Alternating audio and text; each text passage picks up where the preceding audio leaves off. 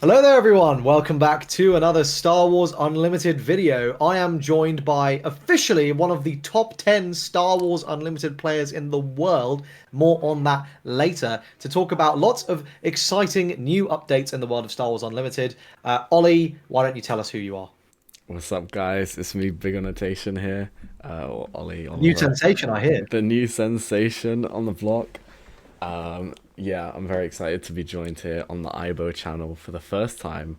For those of you who don't know, we do the Nexus podcast together along with Emmy and Josh, and so yeah, we're obviously good friends. We catch up at a lot of Star Wars tournaments, and I'm here because we both attended the UK Games Expo over the weekend, and we had some pretty solid results between the two of us. Well, that's very kind of you to say, Ollie. I think one of us did slightly better than the other. But it's very good of you to be humble. I will start. I'll lead with the disappointment, and then we can go on to your fantastic results. Yeah, the UK Games Expo. For those of you who have not been, I think Ollie, you'll agree with me on this, is probably the most fun convention in the world. I mean, certainly that I've been to. One of the great things about the convention is it's not just the card games. I think it's card games are fun. I love Star Wars Unlimited. I really love playing it, but it's also great to like go and have something else to do if you don't do great in the main event, or if you just fancy going and seeing what the world of board games looks like. It's just such a great time. I know, Ollie, you were mainly playing because obviously you're chefed, but the option is always there. I So in terms Yeah, of yeah, no, I absolutely agree with that. Like for me, UK Games Expo is the big thing that I look forward to each year. To be honest, it's also a same. week up. It's a week after my birthday, so I have birthday money to spend each year, and Yeah. it's like it's the conglomeration of all of the different nerd activities that I've been a part of throughout my life. So I see like a bunch of random people that I haven't seen for years just randomly showing up at it, and yeah, it's perfect. That's the other thing. I'm going to give a very quick shout outs to Levi, who I had not seen since the Bushy Road World Championship 2020, who randomly stopped me on Friday and yelled across, oh, he's American, yelled across the hall, Krishiv, is that you? And I was like, oh, what are you doing here? He now is like the marketing manager for Universes, so he was here on business. And I was like, that's crazy. Hadn't seen you in 5 years. Um, exactly what Ollie's talking about. You just see the most random people you haven't seen in forever. So in terms of the event, I'll start because I've got probably a bit less to say. So I took Han 1 green, the deck I piloted to win my massive PQ with over 6,000 players. Congrats, by the Yeah, way. day one skip is a day one skip. And shout out to my opponents, they're all lovely. I felt good on the deck. I think if you saw that video, which I guess quite a few of you did, that video did quite well. Then you'll know that I think Han's actually quite a difficult deck to play. You do the work at home, and having done a lot of the work already, and having actually not intended to play Star Wars at UK Games Expo, but then deciding last minute that I would when I heard that there was going to be playmats on offer as a prize. It was just I had it ready to go. I looked up Alex Blandon's most recent deck, changed two cards changed two cards from my list to his list, and then removed that change of heart, stuck in a third waylay because, as we all know, everything loses to waylay. And off I went. My day was pretty good. I mean, it started out rough. I took a crushing 2-1 loss to Kylo Double Red. And I remember thinking, oh my God, Ollie is going to rip the absolute shit out of me when I go up to him and I go, yeah, I lost round one. But of course, fortuitously, and a minor spoiler, Ollie also lost round one and was thinking the exact same thing, that I was going to rip the absolute shit out of him for losing round one. So it worked out great. We were both attempting to submarine, and we were both doing pretty well until round six. So I won the next 4 rounds in a row. I actually do have my results written down and my matchups written down, so I can tell you what those were. My round two was against this Yoda yellow deck, um, which I 2-0'd. Then I was against Leia Red, which I 2-0'd. Then I was against Anakin Blue, which I 2-0'd. All of these really lovely opponents. Then I was against Quinlan Tarkentown, which was a 2-1 win. And then I was against Quinlan Tarkentown again, which was a 2-1 loss. So that one was pretty crushing because that meant I was out of contention for the top eight. And then I won my last round against Cad Tarkintown 2-0, which I think is a really, really good matchup for Han 1 Green.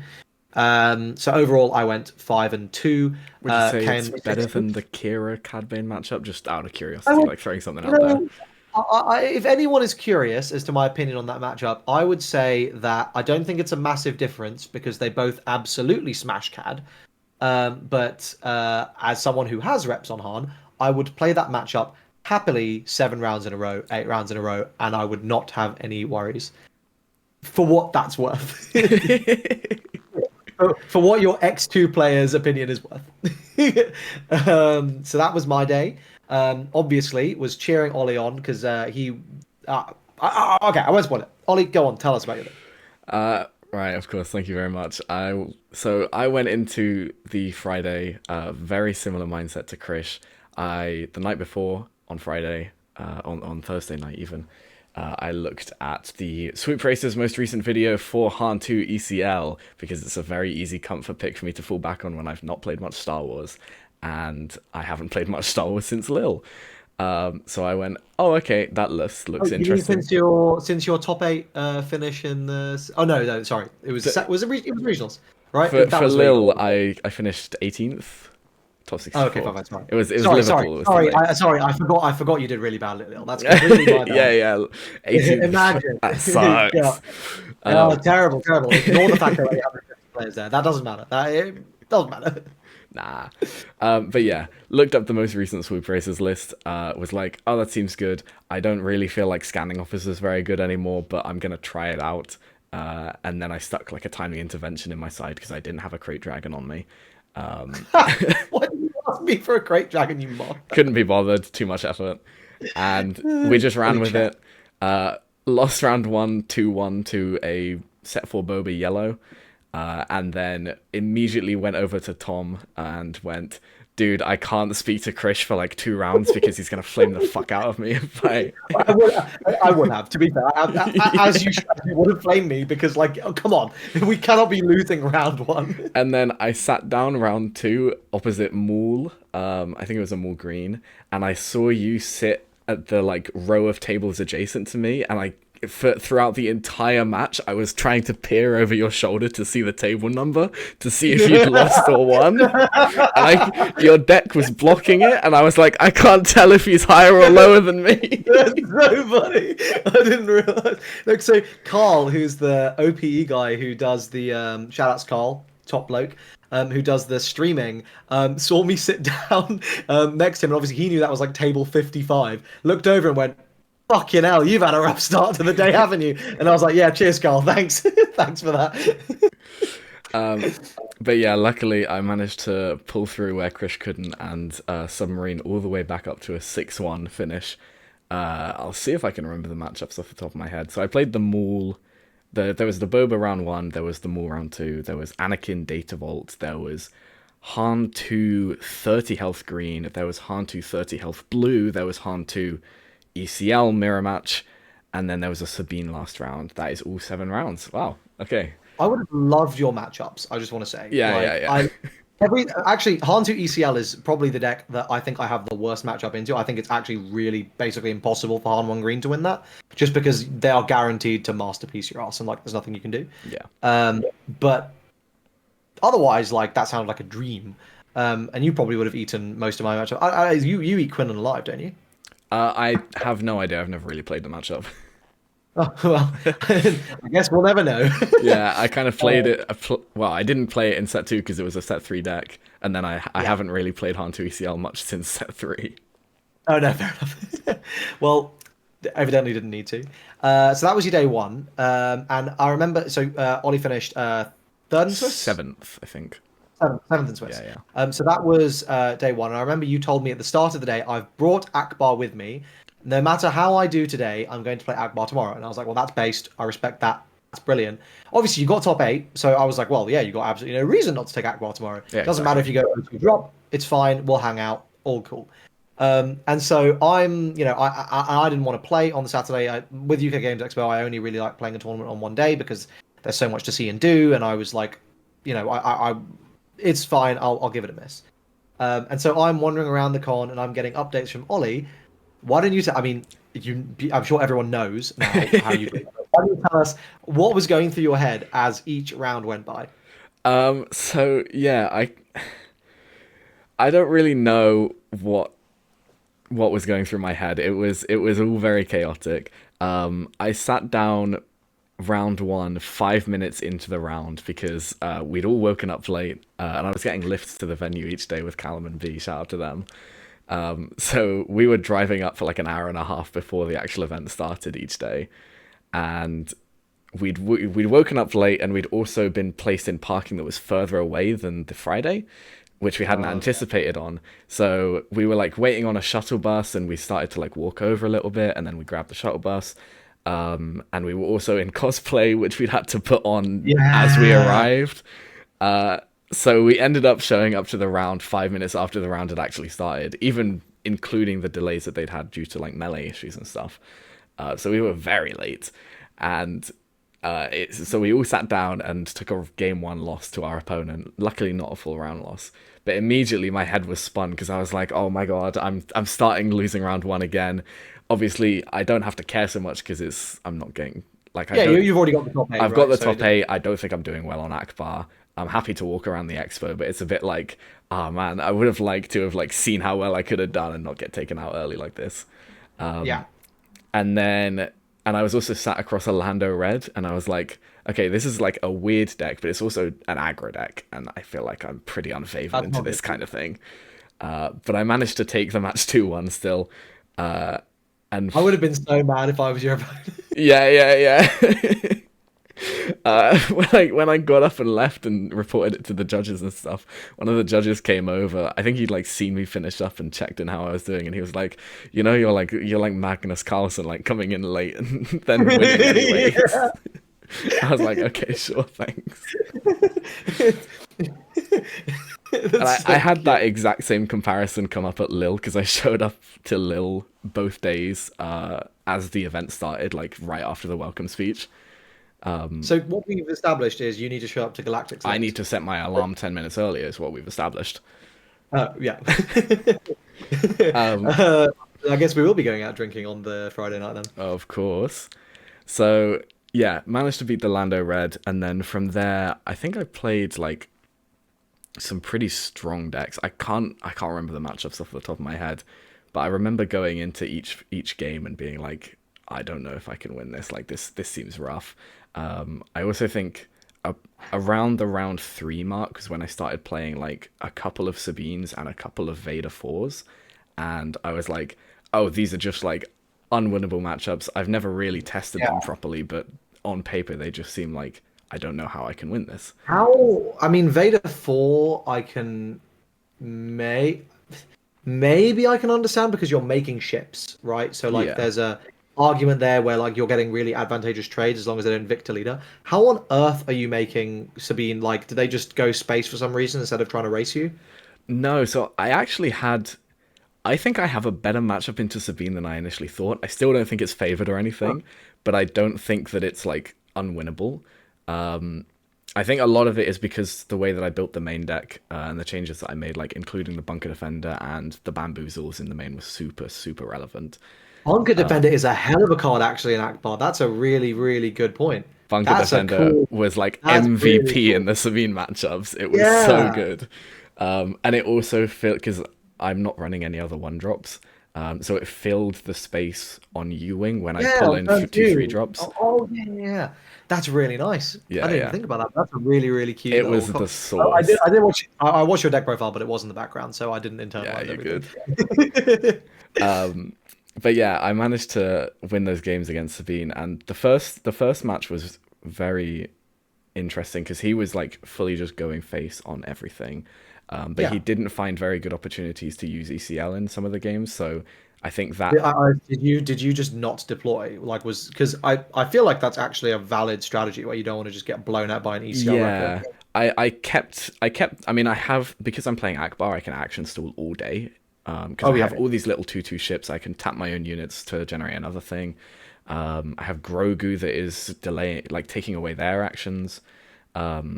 So I was able to action stall to like force them to start taking actions or using their resources before I deployed. But like another thing I was doing was I'd have like layers sat about that I'd use to tap their stuff earlier, and I was just ramming them into their like Battlefield Marines to not get slammed for Yeah, 5 on a it's not wrecker. good. Yeah. Or I was using Bright Hope to bounce it back, which was ideal, of course. But yeah, the first match was super interesting because he was going really wide, and the game that he won was game one, and it was, in my opinion, very much because he opened 2 Rebel Assault before he'd even like deployed, and so he was going unit, and I would have a unit on each side to trade into them, but he was just Rebel Assaulting me for 2 turns in a row. Whereas like if he just swung one, I could trade out the other one immediately. But that's the kind of thing where, I mean, Sabine sometimes has those draws, right? I mean, what are you going to do? Yeah, exactly. Like, Sabine's best draws beat literally any deck, so Yeah. what can you do? But then games 2 and 3, he obviously didn't see that so much. I think there's a weird balance in the matchup where they need to trade sometimes. Like if they see a Fleet Lieutenant turn 2 and they can kill my Grogu or kill my 1/5, then that's really huge, I think. But Yeah, if they, but that's where you're getting points, right? Where they don't know that because they haven't played the yes, matchup yeah, before. exactly. And I think that's what can make it really tricky. But then in the second match that I played against the second Sabine player, which was Arta, one of the guys that I went to Lille with, he, in the first game of that, he was trading what I'd say is a bit too much, and it was still very tricky. But we both had a little chat after the game, and were like, he was like, yeah, I think there were some times where I could have just slammed your base, and then it would have put you on a much smaller clock. And I agreed with what he said there. So yeah, it's a much more like intricate matchup than I initially expected it to. I just thought I was getting slammed. I actually think the Vader 4 matchup is a lot harder because I need them to just not see a double turn 1 opening. Yeah, I mean that seems really, really rough when they can, I mean, do so much. They go so wide so fast, and Yeah. it's like you just can't stall them hard enough. And And especially if they victim. they have overwhelming barrage. Oh, if they open Victor Leader, I just lose. There's nothing I can do to that. If they turn 2 Victor Leader, it didn't happen to me all day, luckily. But yeah, if they turn 2 Victor Leader, I think Are I you just playing the lose. 4-1 ambusher? No. That is that when I Maybe that goes. yeah, In when I started seeing the Victor Leader come down more and more, I was a bit like, oh, okay, maybe I should be playing this yeah, card. maybe that one can make. Yeah, But yeah. you know, that's how you iterate, right? I mean, Vader 4 really wasn't a meta presence until I would say about 2 weeks ago. Like Yeah. a big meta presence. Obviously, it existed, but at Minnesota, it was everywhere. So I think it makes sense that it's something you have to respect now. Yeah, yeah, exactly.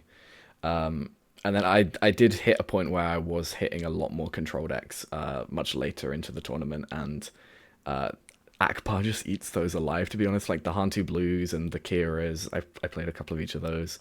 So you And 2 yeah, in like 30 minutes or something, wasn't it? oh, Like dude, that match was brutal for him. brutal. Like Yeah. he opened ramp both games, and was able to get like good value off his leader flip plus an overwhelming barrage.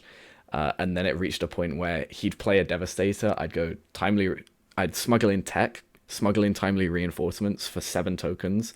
Next turn, play a second timely reinforcements for 7 tokens, and then deal 15 damage to his Devastator with Resistance Blue Squadron. And then he'd play another one, and I'd choose sides it and give him a token. And it was just disgusting. Well, I mean, there you go, right? That's absolutely fucking vile. Yeah. And in one of those games, I really misplayed because I had a Kira in my hand and I counted myself on 7 resources, and I was like, oh, he's on 7. And then he super laser blasted my whole board because he'd ramped. And I was like, oh, I could have just stopped that. But I made a big misplay like that, and it just did not matter because the matchup is so skewed in my favor. And that was what I thought was really funny because I noted on Friday, I don't think there was a single Kira player. Yeah. Which I thought was really odd. And frankly, I think I think we had a made me wish I conversation had. about that, yeah. Yeah, you know, we literally. I was like, because Kira was a deck I was considering taking, but I was like, you know what? I know how to play Han. I feel like I'll make some really stupid misplays with Kira, so whatever. But I was sitting there going, I wish I'd just taken Kira. I would have like that would have been absolutely free. Like there was eating everything in like alive. But anyway, that's amazing. And then obviously you ended up going 7 wins and a draw. Yeah. Because in your final round, your opponent was X1 and you're a nice guy and you didn't want to just cuck someone out of the top 8 for no reason. So, you know, they asked and you were like, yes, that's completely fine. So you were undefeated with Akbar. First of all, how does it feel knowing that you playing at your absolute best on a meta deck will never beat you playing at your absolute worst on some random bullshit? Bro, I swear it's always the way with me and card games. And Tom was chatting to me about it after the event as well. And he was like, yeah, anytime you have fun on a deck, you end up just grinding it for like a couple weeks beforehand. Whereas if you're playing a deck that's like just good, you don't play it. Like, I don't test if I'm not playing a deck that I don't enjoy.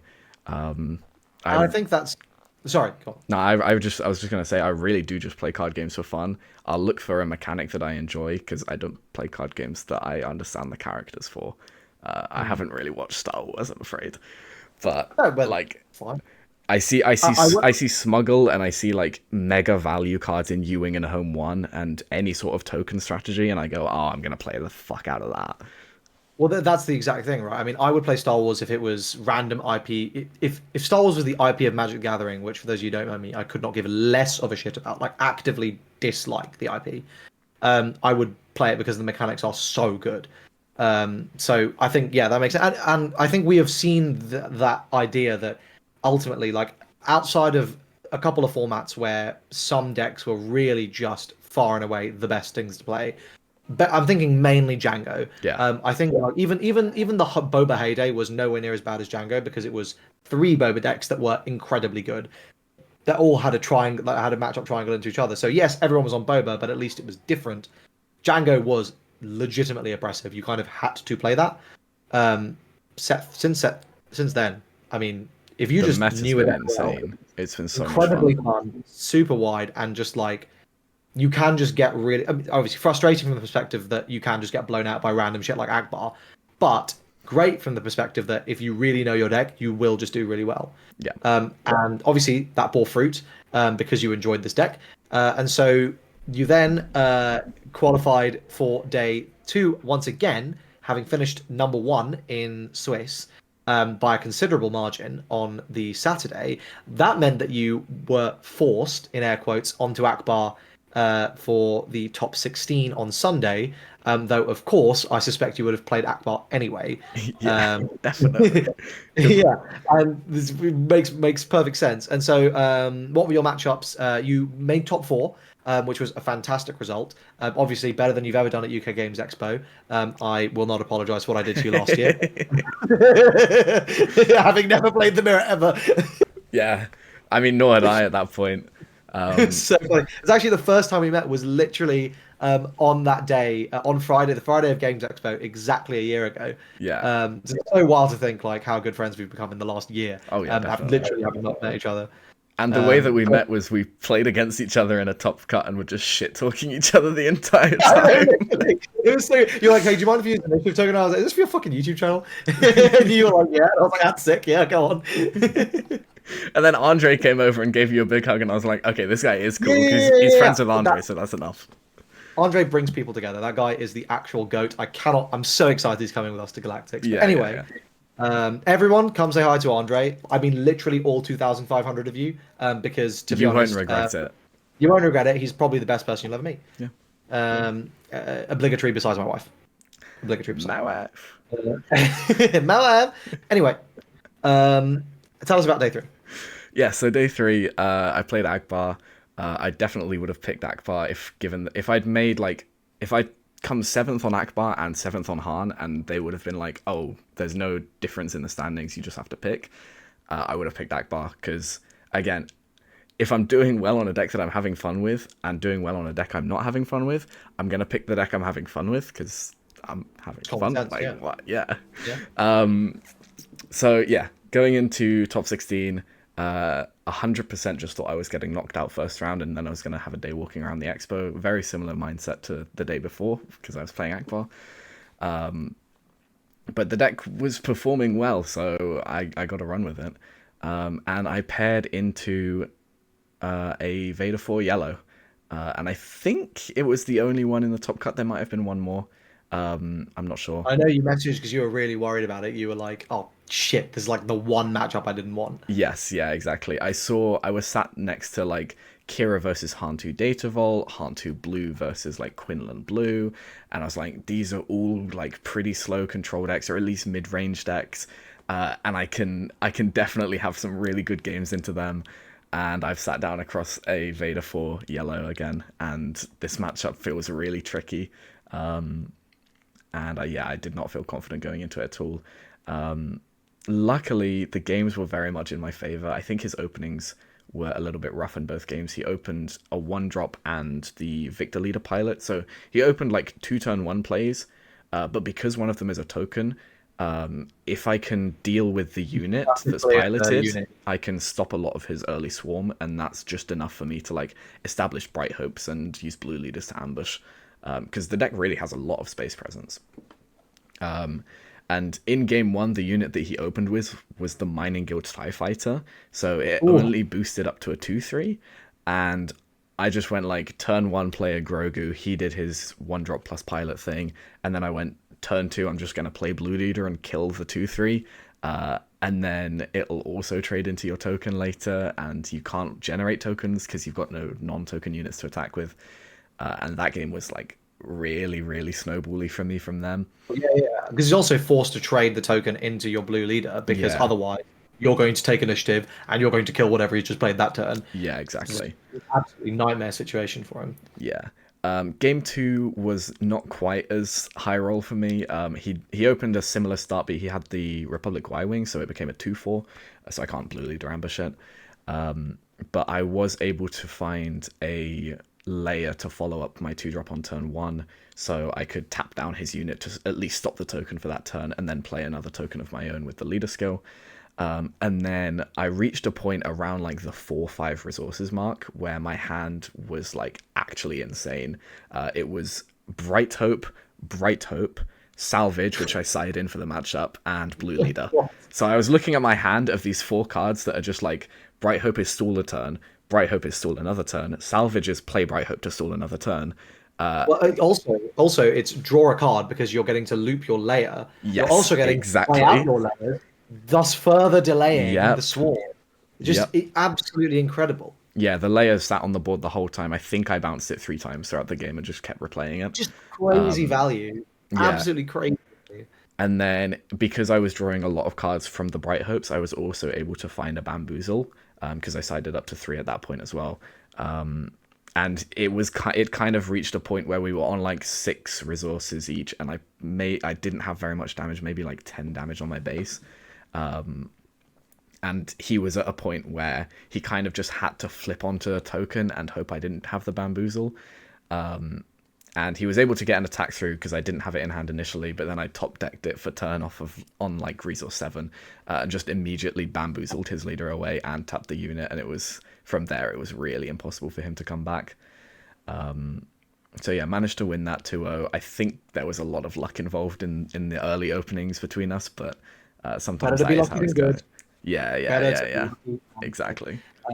I think Quinn and Blue was your top 8 match, which you just smoked. Yeah, the game one especially was very close. I had to choose sides his village protectors to give myself enough actions to lethal him. That's great. Because I'd seen, because it was open deck list, I'd seen that his Felver Dragons were in the sideboard, so I had a home one that was just hitting him for 7 every turn. But he had like Luke, Quinlan with the lightsaber on and like a Plo Koon on the ground, and I was like, oh my god, I'm just dying. So yeah, the village protectors that he played later on like won me the game, and it was huge. That's so funny. That's incredible. And then also your top 4 match, unfortunately the run ended there. Was that against Quinlan Tarkentown? Yeah. So probably a rougher matchup.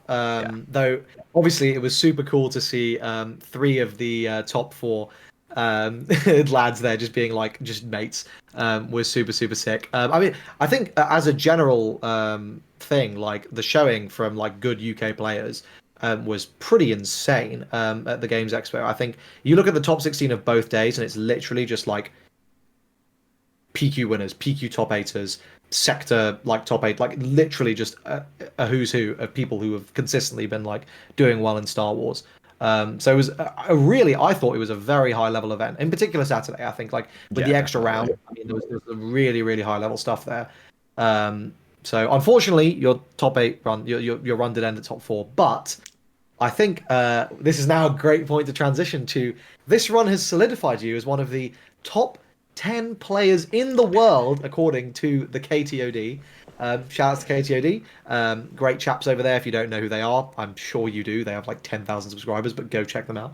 I'm flashing up the screenshot of the video right now. So this is from a video that was put out today morning at the time of this recording, where they talk about their 10 draft picks to win Worlds, and you made it. I think you were spot number 8 or spot number 9, if memory serves. Yeah, Um, I think I was above like one or two of the Americans, which I'm taking at this yeah. point. Like that's crazy. Well, so I thought it was so funny that they didn't give you your top 8 at the UK Games Expo last year. That doesn't count. That doesn't matter. And then it was like 2 times PQ top 8, which I don't even know why you bother putting on there. Like top 8 sector is like so much more impressive than anything else. Like that's all I would need to see. Like has done well at some other events, but top 8 sector, yeah, pretty good player. What do you think about this, Ollie? What do you think about being rated as you're no longer an underdog. You're now one of the big dogs, the big dogs to beat. No, I hate this. I hate. I like being the underdog. Then I don't have any pressure on myself, you know. Um, Nah, but in all seriousness, it is kind of crazy that somebody, even if it's just like one person out there, thinks that I'm that good, because that's uh, it's an amazing thing to have, honestly. Oh, 100%. Memes aside, like it is super Yeah, cool. yeah, yeah. I was Of like, course, I'm getting over my own personal annoyance that I would my. Are you telling me my 35 times bubbling PQ top 8 was not as good as the second top 8? I bro, can't believe how that. did I my think I how did my definitely. 17th place not make it on the video? You know what I'm Yeah, saying? well, indeed, I think that's quite good. Like, like okay, sure, barely like missing out on top 16 at a regional is I don't know, it doesn't matter. Um, I think I wanted to use this to sort of transition to talking about Galactics and just this is a really cool thing and like obviously like Ollie deserves the props because um I've been giving him shit ever since like the first 6 months of your Star Wars year after Games Expo was so fucking dire. Like Yeah, every tournament was like so disappointing. I would And then the bubble last out so I, hard at every I, tournament. I, I remember we were having this really fun competition where like we were literally just like, okay, well I got 11th place and you got 13th place, so you're shit. And then you were like, but Christian, I got ninth place today and you got 15th, so you're shit. And I was like, correct, point taken, you are in the lead, you are in the lead. We were like fighting over the shittest bubble It battle in was history. so stupid, yeah. It was so good. But obviously in the last few months, Ollie absolutely cooked. And so I am so excited for Galactics. I know you are too. I thought this would be a great time to talk about for Galactics. I think this is actually quite a unique event because I mean, as someone, and I know you've been playing, we actually come from quite different card game backgrounds, but we've both played a lot of card games and we both played them at very high level, gone to worlds multiple times, like, you know, regional wins, all that sort of stuff. So we know like Money how other spread. card games work. Yeah, that, thank you. Not now, later. Um, but I thought what would be fun to talk about is give a little bit of briefing. I'll quickly give a briefing on the Galactics and why it's a particularly unique event, and then we can talk about what we're expecting to see. So most other world championships kind of go one way or the other, where they're actually really quite small, or they are absolutely gigantic huge. And when I say absolutely gigantic huge, I'm primarily thinking of Pokemon. I think that's really the only card game that does worlds on a scale that Star Wars is looking like. Star Wars is closer to the Pokemon end than it is to the other end. I don't think it's anywhere near Pokemon size, but it's really on that end versus a lot of these other card games. For example, the One Piece card game worlds was like 60 players. The Bushy Road card game worlds were usually about 100 players tops for each of the games. Yu-Gi-Oh is like 16, like it's comedically small.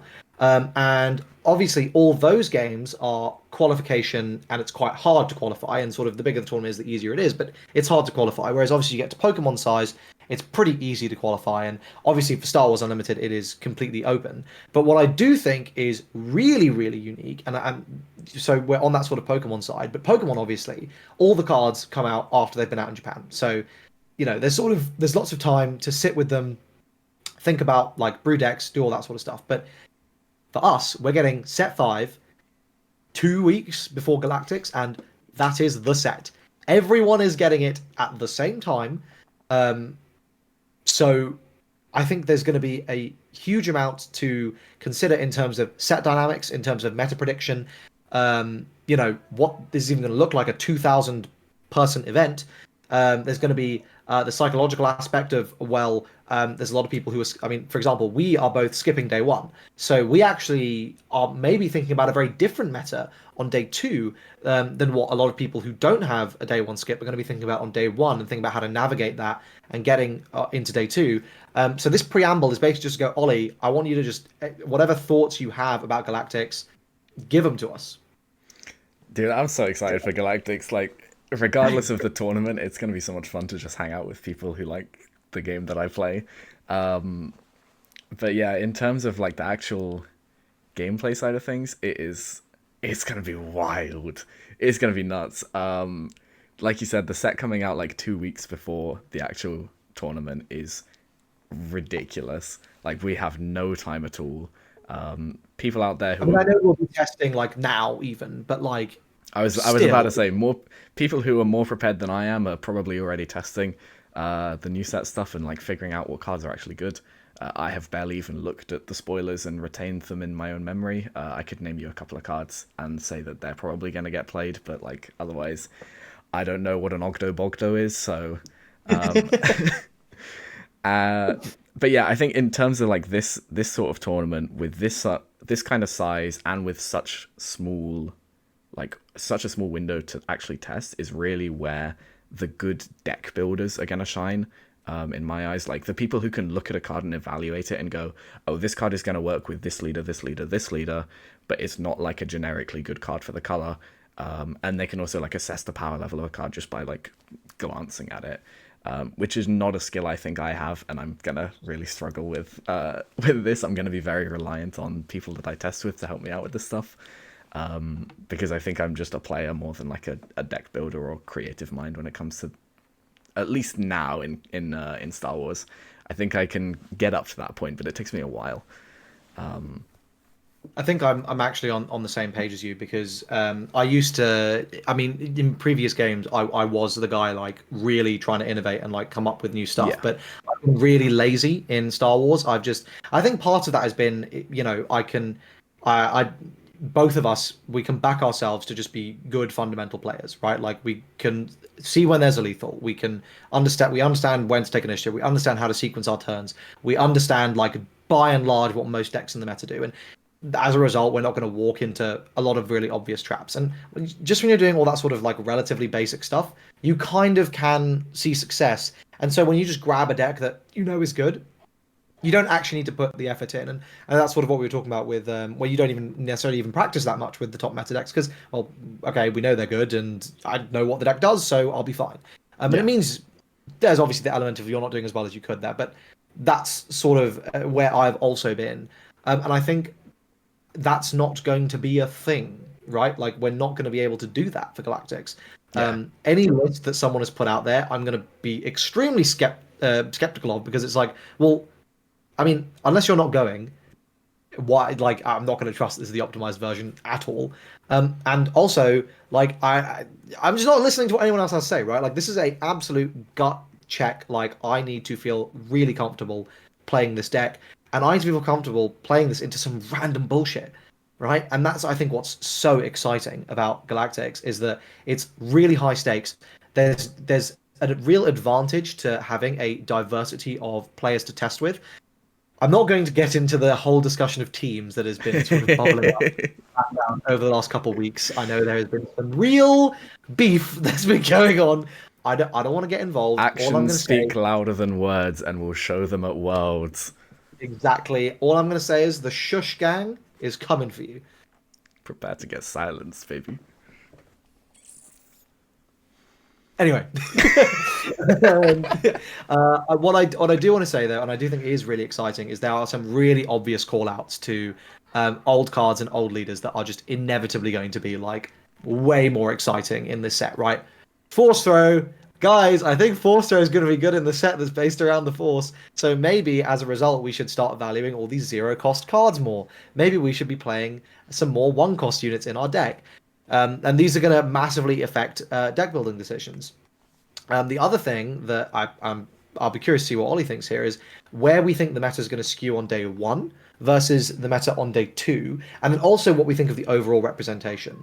So, because generally speaking, at the start of a new set, aggro is king. That's generally the way things have been. But aggro is pretty weak at the moment. I think outside of Sabine, like there isn't really a good aggro deck, right? Like you have Kazuda, but like it's, let's not pretend like the results are nowhere near the same.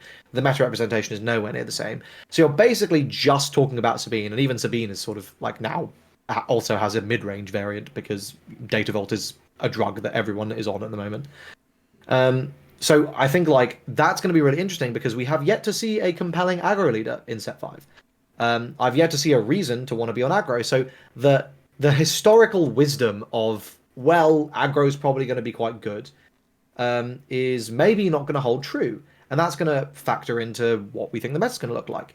The other interesting thing that is previously has been a very comfortable thing to rely on is well, if the deck was good last set, I'll play it again, I'll upgrade it with new stuff, and it's probably going to be good, especially if you're comfortable on it.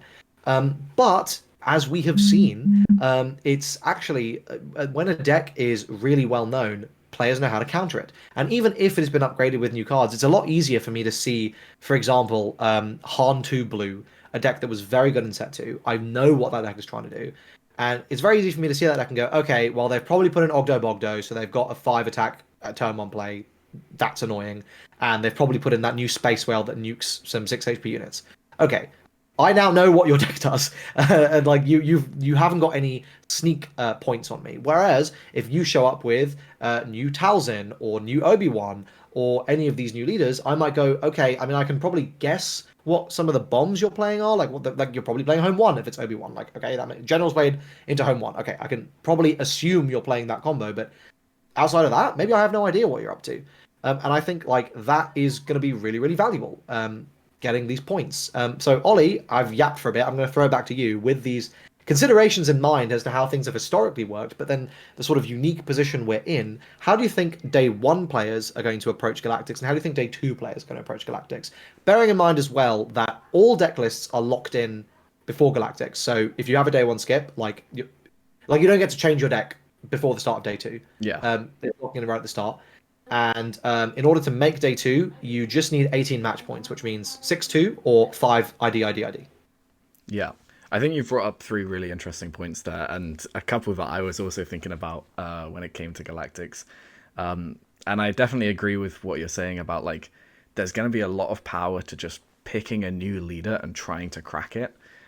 Because, like you said, like, with the Hantu Blue example, you could play all the new cards you want. I know that what you want to do really is to cheat in a Luke on 6, and if I can kill your leader on resource 6, then your game plan is, like, severely hindered. So even regardless of, like, whatever new cards come out, I know what some of the deck's main power plays are going to stay as, and I can still play around that. Whereas, like, if you pick up a new, like, even just me playing Akbar over the weekend, I couldn't count how many of my opponents read Resistance Blue Squadron or asked if it only hit space units, and I was like, no, I can play it and kill something because I have all these tokens down. Yeah. And, like, that's not a card a lot of people played around, so there's a surprise factor there is really a real thing, especially when it's like an entire deck of surprise factor rather than just a couple cards. The meta between day one and day two is going to be really interesting. I'm very excited for it. I think there's a big argument for, like, you go into, I think if you go into like a normal event a couple of weeks after a set has released, there's going to be that comfort pick of, like, very similar to what I did when it came to Liverpool just after set 3 released. Even though I knew Django was going to be very strong, I just went, I am very comfortable with playing Quinlan Tarkintown. I know what new cards I'm going to want to put into the deck, and I'm just going to play that and see if I can figure out how it does into the meta currently. And I think there's a lot of value to that when it's so soon after a set release, and I think a lot of people, especially in day one, should be doing that. And the day two meta is really where it's going to be interesting, mainly because that's where I feel like a lot of the innovation in terms of deck building will come along. Because Completely agree. like Completely agree. if we can agree where the day two skips are where a lot of the good players are going to be, that's where the good deck builders Sorry, will. Ollie, I'm part of that team, so I think considering I'm not one of the top 10 players in the world, that's clearly bullshit. But let's we'll park it. We'll park it. Sure. Let's say that's true. Yeah, exactly. So yeah, if we say that like a lot of the good deck builders are going to be in that day two, I feel like that's where a lot of the interesting decks are going to come out. And so you're going to see like a lot more innovation, hopefully with newer leaders or newer decks, but potentially like just finding some niche interactions with old leaders that work with new cards that haven't been given much time in the spotlight. And I also think day two is where we'll see a lot less aggro because day one is like you said, aggro is going to be very strong early on. Aggro decks are much easier to build generally. So I think a lot of day one we'll probably see quite a lot of Sabine, to be honest, with like a couple new cards, but just the same old thing. Because people will want to play aggro and to play a deck that they know and feel comfortable on prior to any new cards coming out. So that's Yeah, that's I kind completely. of what I'm expecting, to be honest. Yeah, and I think as well it's worth noting that so hot off the press, I was speaking to the devs at Games Expo, and they said that Galactics is almost sold out, which means that there are going to be probably about 2,000, at least 1,500, but probably closer to 2,000 players locked in for day one. That's a fucking lot of people, which means that you're going to be going through like so much random shit. There's going to be so much variety that actually I think these aggro decks really are just a safe pick because it's going to be. I mean, I'm not going to say the average day one player is like worse than the average day two player, but like I definitely think that there are just going to be a lot of players that like I'm not saying the average level is going to be worse necessarily, but I think the variance is going to be significantly greater. So you're going Yes, to yeah, have a yeah. lot more really good players and a lot more brand new players who are just coming along for the ride. And I think as a result of that, you probably are going to get more points playing one of these older, safer picks that you just know are going to beat stuff. You can rely on your player skill. You don't need to do anything fancy, and that can get you into day two. But I completely agree with you, Ollie. Whereas day two, you go, well, hold on a minute. I kind of get to skip the sea of random shit, and I kind of actually probably have a more expected meta on day two, right? I know there's going to be a lot of the new stuff, and then I can try out a few of the new decks, and I can probably deduce roughly what the day two meta is going to be like, right? Like, so to give out the source, I've done a little bit of set five testing, and so far the only leader that I've been blown away by in the sense of that's actually probably quite competitive is Obi-Wan. The rest of the leaders I haven't really been blown away with, but otherwise Obi-Wan I've gone that's pretty good. Um, and so, going back to what I was saying, I think it'll be much easier for the day two players to kind of come in with an expected meta and maybe start taking some of those more controlling decks that really need you to have an understanding of what the format's going to look like, your Quinlan Tarkin Towns or your Kira's, although Kira can actually play really well into a wide field than you might have expected on day one. Now, what ends up on day three, that's anybody's guess. And I think that's what's going to be really exciting. Like what makes it all the way to 100%. day three. Yeah. I can't wait. My goal is obviously my goal is to win the whole thing. I think that's everyone who's going. Your goal is to win the whole thing. If you don't back yourself, why bother, right? Go and like put in the effort. But I would really love to make day three. I think like that would be really exciting Yeah. because I think the level on day two is going to be high. Like I think there's going to be a lot of players taking it really, really seriously. A lot of players who maybe haven't actually been grinding as hard, right? Like for example, if you want a PQ in set two, I don't know why I wouldn't have been grinding like set three and set four. Like there's not really a reason to. I'd have been playing for fun because I love the game, but I wouldn't have been grinding. I might not have even bothered going to a sector or regional if it wasn't like just a bit convenient for me. Like if I happened to live in France, for example, or if I happened to live in Liverpool, or like an hour drive away, for example. So I think there's going to be a lot of people in that situation, in particular in the States, I think, who have a real excuse to put in the effort and who maybe, they're not showing up and top aiding all these events because they're not going to them, but they are players and they are going to be real good. Um, Yeah, definitely. I'm ready for Anything else? no, I'm ready for all of the surprise picks to come out. I'm ready for like all of the random leaders from the new set that people are sleeping on when the tier lists have inevitably come out. Uh, I'm ready to see it all just like blow up in our faces, basically. Yeah, it's gonna be great. I can't wait. We show up, we go O2, we drop, and that's Yep. it. Side event all day, baby. On those prize tickets. Okay, and our last thing to talk about, I don't know how long we've been yapping for. Ollie can probably tell me because he's recording the video. But my computer doesn't work. But we just wanted to finish off by talking about the card that has been revealed so far as of the 2nd of June that we are most excited for in Set 5. And in particular, that we expect to be the most meta relevant. So, Ollie, do you want to go first? Okay, we haven't actually discussed this beforehand, so I really hope I'm We not haven't. stealing your pick here. You very well, maybe. My card is going to be the new Anakin Skywalker. I'm gonna. Okay, okay, Okay, okay, okay, okay. okay. I did have a backup one just in case you went first as well. So yeah, I really like the Anakin Skywalker, mainly for the reason that galactic ambition exists, and because I love any sort of like multicolor shenanigans. When I played Final Fantasy, I played a deck with like 7 colors in, and it was one of the most fun decks I've played in a card game. Because having to think about what you're like resourcing in a game like that to actually play your cards, or having to think about like additional aspect penalties, to me is so much more interesting when you're actually playing. So I've always wanted Galactic Ambition to work. I've looked at the card ever since set 1, and I've been like, what deck can I make this work in? And I've tried like a bunch of stuff, and it's all bad. But like the card is just so cool to me, and it's very similar to Anakin in the sense that like it forces you to think outside the box. It forces you to play cards that are going to be off aspect in a lot of cases, but like trying to find ways to cheat them out or cheat them into your discard to get the additional effect. And if you get rewarded for that, if you get to the point where you are able to pull it off consistently, it's Luke for 6, which is already a strong card, It's made great. one cheaper. It's Luke for 6, but you can spread that out, which is Yeah. obviously better. Yeah, I completely agree with you. I think like Anakin is a bomb. I mean, a 5/7 is just a great stat line, with some really powerful removal, and I love the idea. Yeah, if you can make it work. I mean, the only leader so far that comes to mind as like really obvious is like Han can probably make that work because you just resource the card, destroy it, bosh, it's in the discard.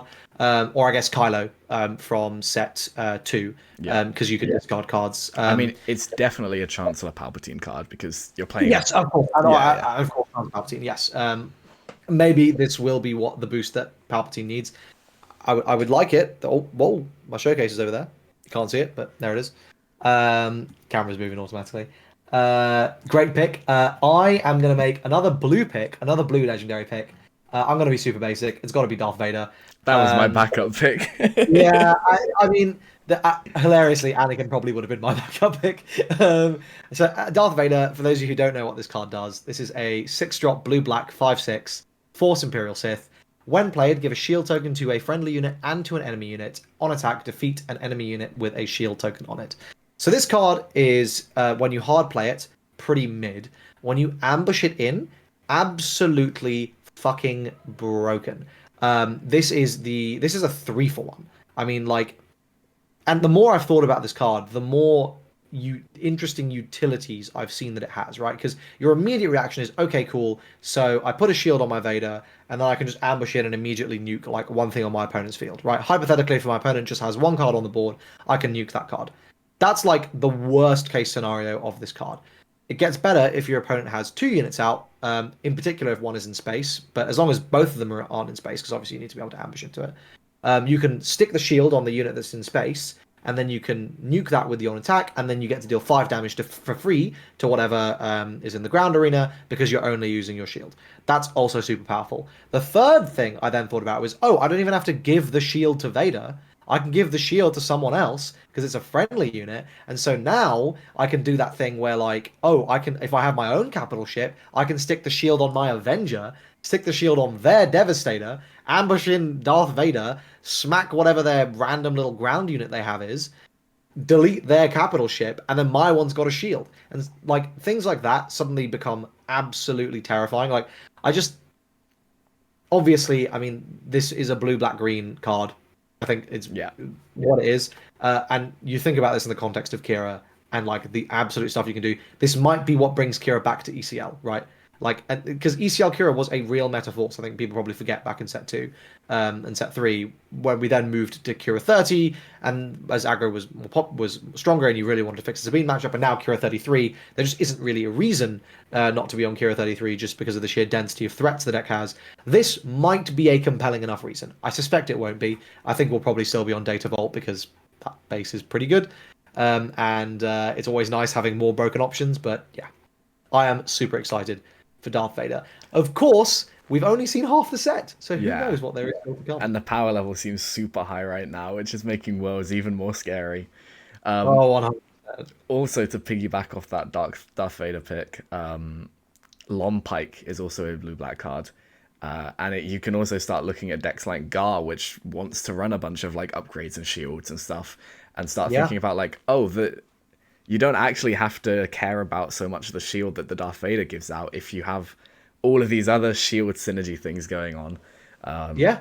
Like I'm already thinking of like trying to figure out a way to play the card in Hondo so that I can abuse Lom Pike in it and just start swinging Lom Pike, give a shield out, swing Vader, kill your guy. Stuff like that is so cool. It's also worth saying, you don't have to be in green because this is force rated, and we have a yellow card for one that gives ambush. Obviously, that has to be in hand. It's a bit less versatile than timely intervention timely intervention, but it doesn't matter. Like, the option exists there, so you can think about yellow, blue, black as an option for this, which obviously Gar loves. And Vader becomes a 6/6 for 6, like with a shield that deletes stuff. Yeah, which is just, if you can keep the shield on the Vader for the ambush, he's a 6 ambush in the Gar deck that's also not taking damage back and deleting something else by just killing one of removing a shield off a Crafty Smuggler. Okay. Yeah, just absolutely wild stuff. And I hope you guys all enjoyed that little interview. Sorry, the camera died just at the end there, so we lost the outro. But thank you so much for watching. Thank you to Ollie, Big O Notation. Check him out in the comment section in the description down below. And obviously check out the Nexus podcast where we make lots of content together. If you enjoyed this video, like, subscribe, let me know what you would like to see in the future. And I hope to see you guys in the next one. Cheers.